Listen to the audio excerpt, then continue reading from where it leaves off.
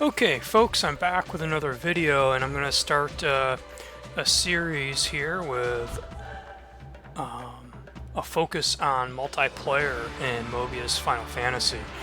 And I'm basically going to start out with a short video on general battle mechanics for multiplayer.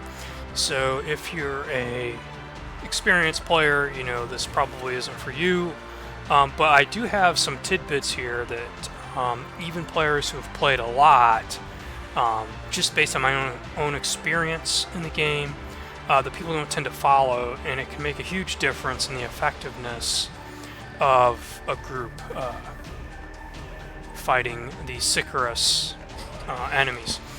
So to start off with, let me say that unlike single player, your deck for your multiplayer role must match your role. In other words, the deck abilities need to match the role that you are going into the group to fulfill, which is the role of that job, whether it be defender, support character, attacker, or breaker.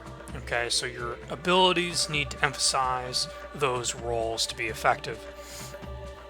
Secondly, with maybe a very, very, very rare exception, in which I don't even like to say it, the cards should match the type of job you're using. So mage cards for a mage, so on and so forth. It is not good to see things mismatched, okay? It's for 3- and 4-star fights, it's a way to disaster. So that's the absolute necessity for setting up a deck, and I'm going to have 4 videos, one video for each of the different decks for the different roles in multiplayer, and then I'll also do 3- or 4-star fights depending on what I feel like doing. Video also for each of those roles, and I'll talk about during that harder fight why I'm doing what I'm doing. Okay, to maybe show you in practice some of the tactics that I'm going to give in this short video. Another thing, when you're getting ready for multiplayer, for example, this is my grappler. The breaker is my favorite character to play. And so if I go to my multiplayer decks, you'll see if I flip, that I have multiple, whoops, that's messing around, multiple grappler setups. And if there is, you got a job card for a particular role, it's good if you're playing that role to have multiple decks set up in multiplayer. The reason is because when you get into a group, you don't just want to hit ready right away, ideally. If it's a hard fight, you want to wait, and it's not rude not to hit ready right away. Wait until everybody's appeared, and then adjust your deck based on the other player's decks. So if I'm running a defender and I have debuffs, and if an attacker comes with a debuff like weaken, let me switch, right? I'll rotate to a defender setup that uses a different debuff so that I'm not overlapping the debuffs with another person. And the same thing goes, if you're doing an Ultima weapon fight and the person organizing the group wants to support characters, then you should, and if you're playing a support character, you should have multiple options ready, so you switch to the one that's most useful, that doesn't overlap with the other character. Generally, when I talk about the defender, I'll talk about driving resists. It's not required, but it is a bonus if you are playing a role other than the defender. It's a nice bonus if you can drive the primary element of the boss you're fighting to add to make sure you have that defense up. But that's only an added bonus. I don't think that's required at all, particularly because that really, in my mind, is the defender's responsibility.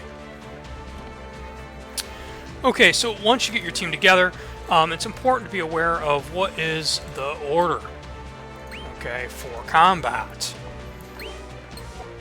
And so just begin a search to bring up a list, sometimes people don't care as much about the defender, right? So they'll leave this open. They don't care whether it's a defender, or attacker, or a healer.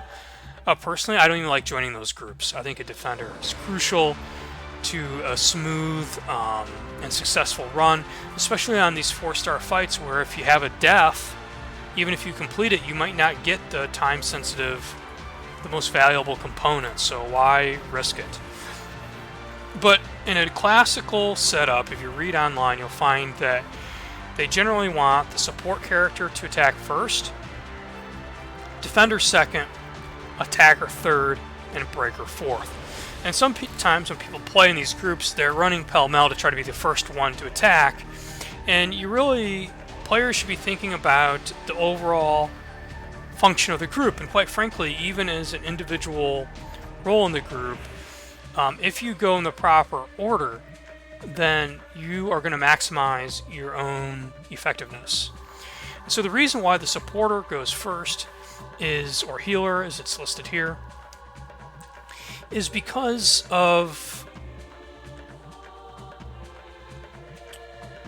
not necessarily the need to heal, but it is the boons, right? The buffs that the healer is going to give, particularly if it's an attack buff. Okay, that's very useful.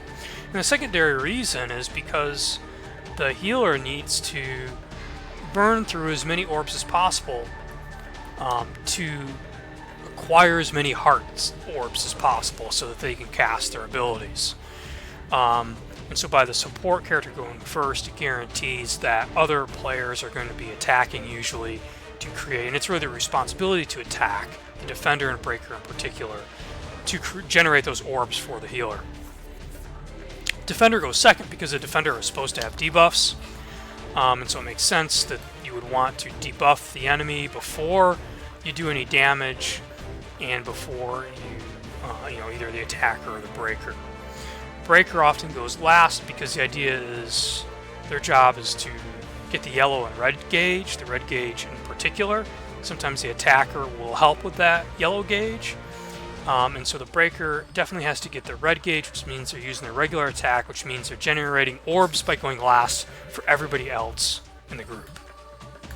So that's the basic expectation in multiplayer for the order and just very basic overall responsibilities of each group. Now, I will say that while that classic attack order is highly recommended, it's also not definitive. Really, some of the best groups of players will adjust that order based on the issues going on in the particular fight.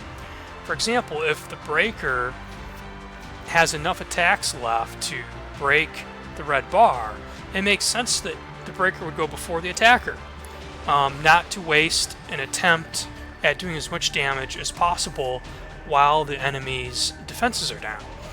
And so there's various different scenarios where the order can change based on the circumstances that will allow you to maximize for each round, so to speak, the overall group's ability, right, to defeat the enemy. Now, another thing to keep in mind is it's very important with multiplayer to manage your actions. Let me just go here, I'll waste some. Let me pick something where I can illustrate.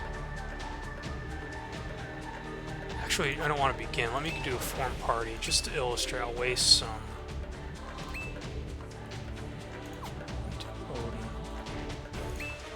Just a 1-star. Just by myself. Just to illustrate what I'm talking about, because what you want to do is you want to maximize your actions when you do these fights. Now, when I do some more videos later, you'll see better, right, in a group. But I want you to note down here, right, is your actions, and I'm starting with 4 out of 8. If I attack regular attack, like that, 3 in a row, the third hit of 3 in a row gives bonus orbs to my meter, right? To everybody's meter at the top. And so when you're attacking, regular attacking, whether you're, whoops, and that's going to clock down, whether you are a defender or support character, breaker, whatever, doing those physical attacks 3 at a time is good strategy in order to make sure that you generate the most orbs for the group. Now the other thing, let me hit this boon, and then let me just get rid of this, drive that. I'm just doing rubbish. I'm going to put up my ability. Okay, so that's my boon, my attack boon, Knights of the Round, which is very good. Now it starts out with 3, and see how it dropped to 2 right away, and that's why you want your attackers to go first. If the attacker, or if the supporter, excuse me, this is why you want the support character to go first. If the support character has this ability, and you don't let them go first, you essentially are losing 1 round of that ability. Okay? So it makes sense for them to go first. Now you see I got 3 possible heart orbs up there. Now it says 1, 1, 1. Now when I hit this, that is another heart ability. It goes to 2 because that card has a function that's unlocked on it that increases by 1 turn duration all the boons currently active. And so this is the second point. 1, you want to manage your actions so you don't waste them, so you get the most out of them, and also you want to keep those boons active. So you cast 1, cast another that can extend the duration. Okay. Now I've not managed it well because I'm just illustrating,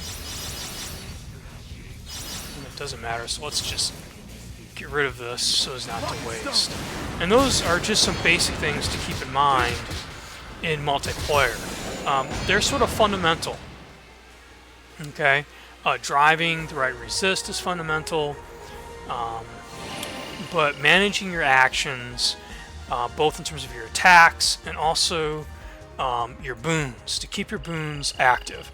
Knights of the Round costs 3 orbs. The Supercharger only costs 2, so essentially I'm extending that better boon in a way that maximizes the use of the heart orbs, which are of course the most problematic orb usually to acquire, although there's ways of managing that.